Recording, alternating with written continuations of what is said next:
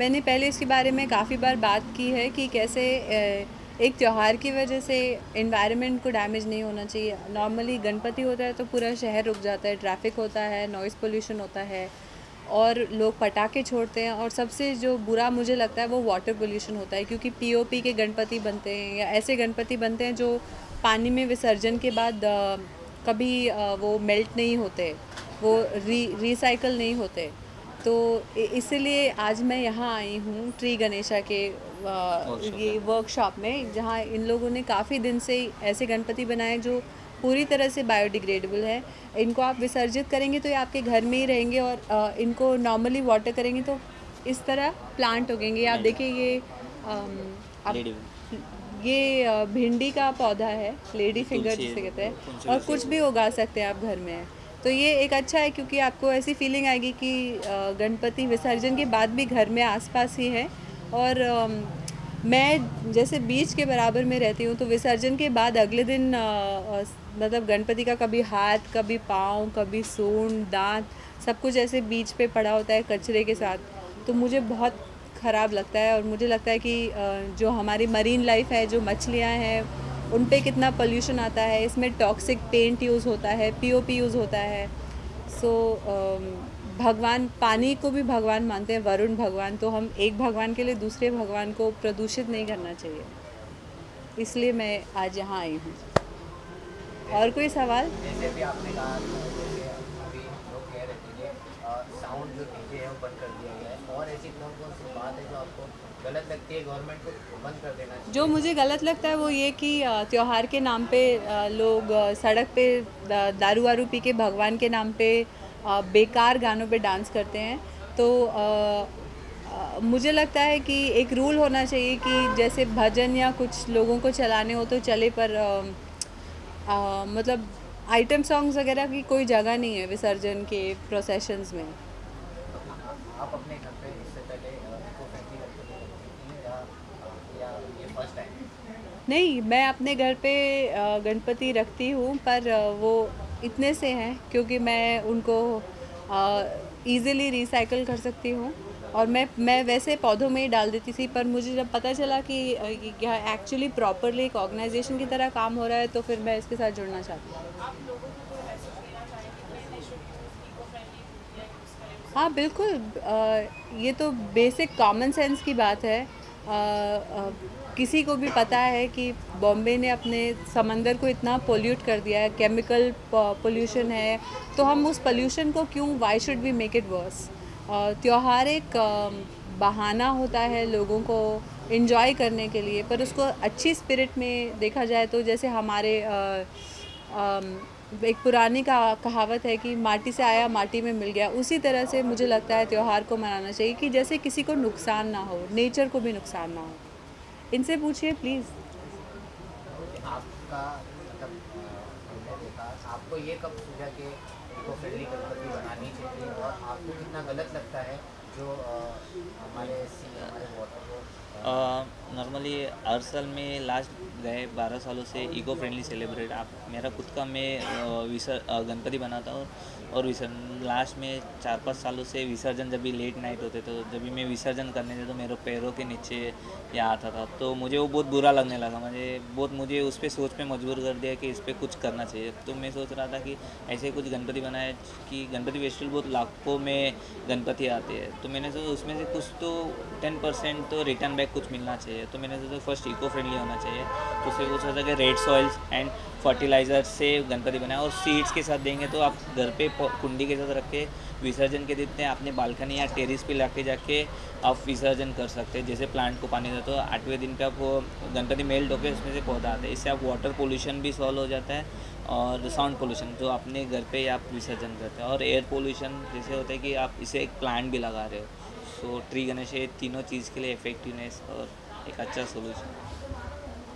और ये तो बहुत अच्छा सोल्यूशन है। इतनी महंगी हो गई सब्जियां, अपने घर में उगा लो ये वाले लेके जाके। मैंने अभी मतलब मेरे दोस्त ने बताया था कि एक जगह गणपति इको फ्रेंडली बनती है, लेकिन गणपति के अंदर ही मच्छियों का खाना होता है, अच्छा, चारा होता है, मतलब जो मेल्ट होती है तो खाना पानी में जाता है। मच्छियों को। हाँ हाँ, तो ये कितना सही लगता है? ये भी एक अच्छा कॉन्सेप्ट है, पर उसके विसर्जन के लिए थोड़ा अंदर जाना पड़ेगा, क्योंकि अगर आप स्टडी करते हैं तो बिल्कुल कोस्ट के पास जितना पोल्यूशन है उसमें सारी मछलियाँ मरी हुई होती है, इसलिए फिशरमैन भी अंदर तक जाते हैं।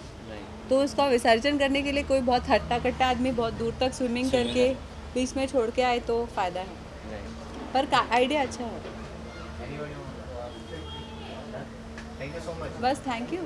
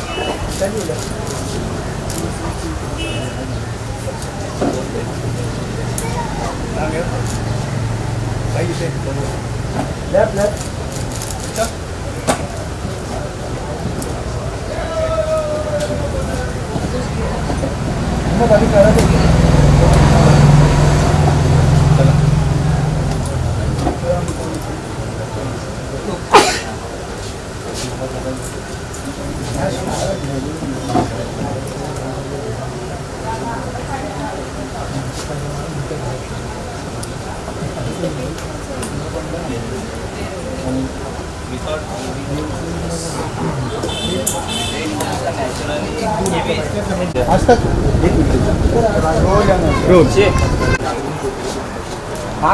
जरा घूम जरा पास में पहले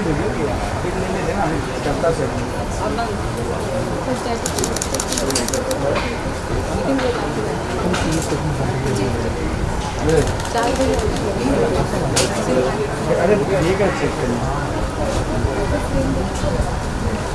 अरे मैं और एक बार लूंगा ना।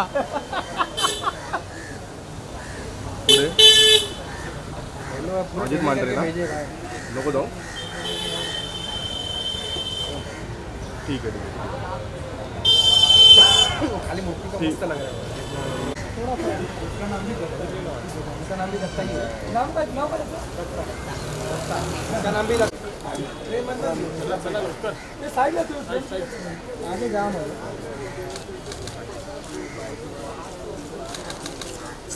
गणपति अप्पा मोरया। या थोड़ा चल के आओ ऋचा आप रुको मत। आगे चलते रहो।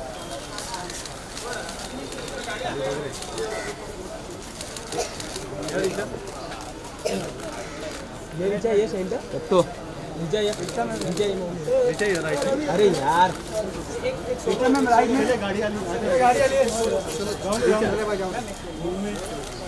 थोड़ा सा आगे मूवमेंट पीछे आ जाओ भारी है।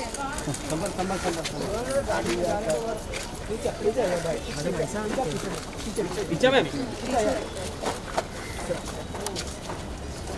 चलना हमें हो गया पीछे से ऐसे ही बैठो जी। नीचे में लग जाएगा ये साइड आ जाए। ये साइड आ जाए। नीचे में आगे बैठ जाओ ना लेके आगे बैठ जा। हाँ चेयर पे लेके बैठ जाओ।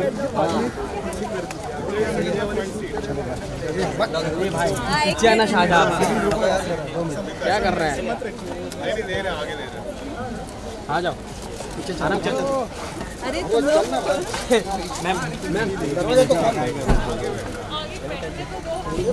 एक गणेश का है ना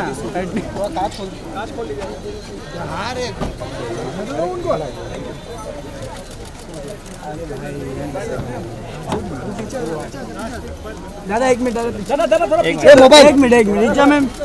अरे वो कैमरा ऋचा जी कैमरा पीछे लो ना। अल्पेश भाई अरे भाई ये चलो बंद करो दरवाजा। चलो बस हो गया। चलो बाय मैडम इधर मैडम ऋचा मैम इधर मेरे कैमरे में। चलो अरे छोड़ो मैं जी एक बार बस जान दो हमारा क्यों देना था। ओके भाई जाने दीजिए गाड़ी जाने दो गाड़ी। एक मिनट बाय मैम। बाय। ये